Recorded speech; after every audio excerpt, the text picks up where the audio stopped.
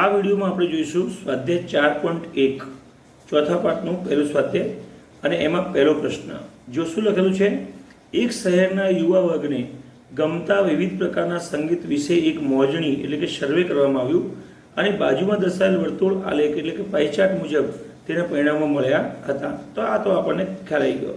હવે આ વર્તુળ એટલે કે પાઈ ચાર્ટની મદદથી નીચેના પ્રશ્નના જવાબ આપવાના છે. યુવા વર્ગને ગમતા વિવિધ પ્રકારના સંગીતની વાત છે. સંગીત કેટલા પ્રકારના છે જોઈ લો. પહેલું સંગીત છે અર્ધશાસ્ત્રીય સંગીત જે 20%માં બેસવું, પછી ભાઈ હળવું સંગીત જે 40%માં બેઠવું, અને પછી શાસ્ત્રીય સંગીત જે 10% લોકોને ગમતું હતું અને લોક સંગીત 30% લોકોને ગમતું હતું. આ 40% સૌથી વધારે છે હળવું સંગીત પસંદ કરનારા લોકો હતા. હવે આપણે આગળ જઈએ તો પહેલો પ્રશ્ન જુઓ તમે. જો 20 યુવાનો શાસ્ત્રીય સંગીત પસંદ કરે છે, ચોખ્ખું લખ્યું છે. કેટલા યુવાનો? 20 યુવાનો. શાસ્ત્રીય સંગીત કેટલા ટકા? 10%. 10%માં કેટલા યુવાનો બેસે છે?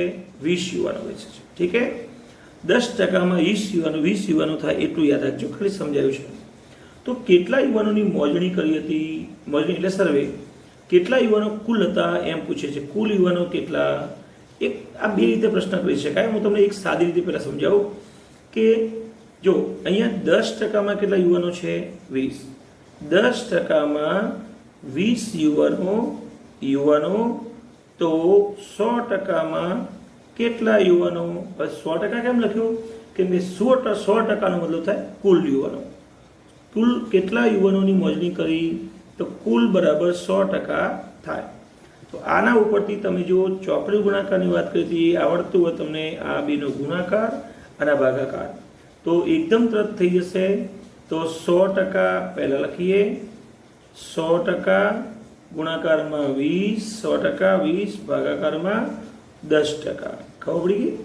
આ બિંદુ ઉડી ગયું અને 100 દુના 200 ટકા ઉડી ગયા ઉપર નીચે. તો 200 યુવાનોની મોજણી કરી હતી. યુવાનોની મોજણી કરી હતી, આવું કહેવાય. આ પહેલો પ્રશ્ન તમારો ક્લિયર. ઠીક છે મિત્રો. હવે આ રીતે તમારે ના ગણવું હોય તો એક બીજી પણ રીત છે. ઠીક છે. તો હું આને હટાવી દઉં છું અથવા હું નાનું કરીને મૂકી દઉં સાઈડમાં, એટલે આપણને બીજી રીત કરતા ફાવે. આ સાઈડમાં બીજી રીતે આપણે કીધેલું છે કે 10%માં તમને 20 યુવાનો આપ્યા છે, તો કુલ કેટલા? તો કુલ જોઈએ છે 100%. કુલ 100% થાય. તેથી કુલ બરાબર તમને જે યુવાનો આપ્યા છે એ લખો, પછી નીચે જે ઓલરેડી હમણાં થાય છે એ ટકાવાળી 10% લખો, અને તમારે નવી ટકાવાળી કેટલી જોઈએ છે? 100% એ લખો. ટકા તો ઉપર નીચે ઉડી જશે. પછી 0 પણ ઉડી ગયો. અને હવે તમે જોઈ શકો અહીંયા 20 ને અહીંયા 10, 20 દાન 200. તો આ રીતે પણ ચાલશે. પહેલાં શું કરવાનું? પહેલાં તમને જે આપેલ છે એ રકમ લખવાની. પહેલાં રકમ એટલે કે વેલ્યુ લખવાની, નીચે જે ટકા છે એ લખવાના અને ઉપર નવા ટકા લખવાના. ઠીક છે. આટલું કરવાનું છે. હવે આપણે બીજા પ્રશ્ન ઉપર જઈશું, નંબર 2. મિત્રો બીજો પ્રશ્ન છે, કયા પ્રકારનું સંગીત મહત્તમ યુવાનો પસંદ કરે છે? મહત્તમ એટલે વધારે. તો તમે જોઈ શકો છો, આપણે શરૂઆતમાં જ વાત થઈ ગઈ હતી. મહત્તમ ટકાવારી અહીંયા 40% છે અને 40%માં હળવું સંગીત પસંદ કરનારા છે. તો આપણે અહીંયા જવાબ આવી ગયો કે કયા પ્રકારનું સંગીત? તો કે મહત્તમ યુવાનો હળવું સંગીત પસંદ કરે છે. હળવું સંગીત પસંદ કરે છે. ઠીક છે. હવે આપણે ત્રીજો પ્રશ્ન જોઈએ, અને નાનું કરીને મૂકી દઈએ ઉપર સાઈડમાં પહેલાની બાજુમાં. મિત્રો ત્રીજો પ્રશ્ન અહીંયા એવું છે કે જો કોઈ કેસેટની કંપની, કેમ કે અહીંયા સંગીતની વાત ચાલે છે એટલે સંગીતને સાંભળવા માટે કેસેટ હોય, અને કેસેટ પણ બનાવે, કંપની બનાવે. તો જો કોઈ કેસેટની કંપની આ સંગીતની 1000 સીડીઓ બનાવે છે, કેટલી? 1000 સીડીઓ બનાવે છે, તો આપણે એ જોવું પડશે કે આની કેટલી સીડી બની, આની કેટલી સીડી બની, આની કેટલી સીડી બની, આની એટલે ચારની સીડીઓ આપણે શોધવી પડશે. તો સીડી તૈયાર કરે છે, તો દરેક પ્રકારના મતલબ દરેકના એકના સંગીત માટે કેટલી સીડી તૈયાર થાય? આપણી પાસે સંગીત કેટલા? સૌથી પહેલું હળવું સંગીત, પછી લોક સંગીત. તો લખી દઈએ હળવું સંગીત, પછી લોક સંગીત. અક્ષરો થોડા સાંભળીને તમે સેટ કરી દેજો. મારા અક્ષરો એકદમ કલેક્ટર જેવા આવે છે, એટલે માફ કરજો. પહેલું હળવું સંગીત, બીજું લોક સંગીત, ત્રીજું શાસ્ત્રીય સંગીત, ત્રીજું શાસ્ત્રીય સંગીત અને ચોથું અર્ધશાસ્ત્રીય સંગીત.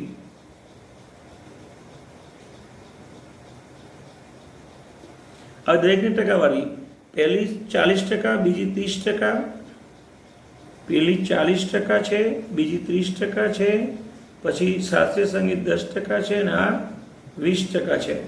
તો 40 ને 30 70 ને બરાબર છે, આ બરાબર છે, 10% ને 20%. ઓકે. તો હવે એમ પૂછે દરેક પ્રકારના સંગીત માટે સીડી કેટલી તૈયાર થાય, તો દરેકની સીડી શોધવી પડે. તો દરેકની સીડી શોધી લઈએ આપણે. હવે આપણે સીડી કેટલી આપી છે કે 1000 સીડીઓ છે, તો 1000 સીડીના 40%, 1000 સીડીના 30%, 1000 સીડીના 10% અને 1000 સીડીના 20%, આવી રીતે શોધી લઈએ. તો શોધવા માટે સીધો તરીકો છે, પહેલું હળવું સંગીત બરાબર 40, ઠીક છે. તો 40 ગુણ્યા 1000 ભાગ્યા 100, તો અહીંયા થઈ જશે 1 બિંદુ 1 બિંદુ 1 બિંદુ 1 બિંદુ 400 સીડી થઈ જશે. ઠીક છે. તો 400 સીડી હળવા સંગીતની બનાવી હશે એ કંપનીવાળાએ. ચલો હવે લોક સંગીત કેટલી બનાવી છે? 30% ગુણ્યા 1000, અર્થાત 30 ગુણ્યા 1000 ભાગ્યા 100. રીત એની એ જ, 1 બિંદુ અહીંથી 1 બિંદુ અહીંથી, એટલે 300 સીડી એ લોકોએ શેની બનાવી હશે?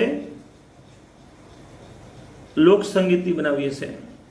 શાસ્ત્રીય સંગીતમાં ગુણાકારમાં 1000 કરો એટલે 10 ગુણ્યા 1000 ભાગ્યા 100, 0 0 0 0 ઉડી ગયા.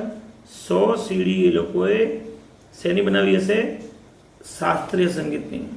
અને છેલ્લી અર્ધશાસ્ત્રીય સંગીતની સીડી બરાબર 20% જે છે એ 20%ની જગ્યાએ 20 ગુણ્યા 100 1000 કરી અને નીચે 100 કરી દઈએ, ટકા ઉડી જાય. હવે 0 0 0 0 ઉડી ગયા. 100 દુના 200, 200 સીડી એ લોકોએ અર્ધશાસ્ત્રીય સંગીતની બનાવી હોય. ઠીક છે. તો આ રીતે આપણે આ પ્રશ્નને, ત્રીજા પ્રશ્નને આપણે જોઈ લીધો છે. બરાબર સાહિત્ય રિપીટ કરી અને સરસ પ્રેક્ટિસ કરજો તમે. અને નેક્સ્ટ વિડીયોમાં આપણે નેક્સ્ટ ક્વેશ્ચન નંબર 2 સાથે આપણે આગળ વધવાના છીએ.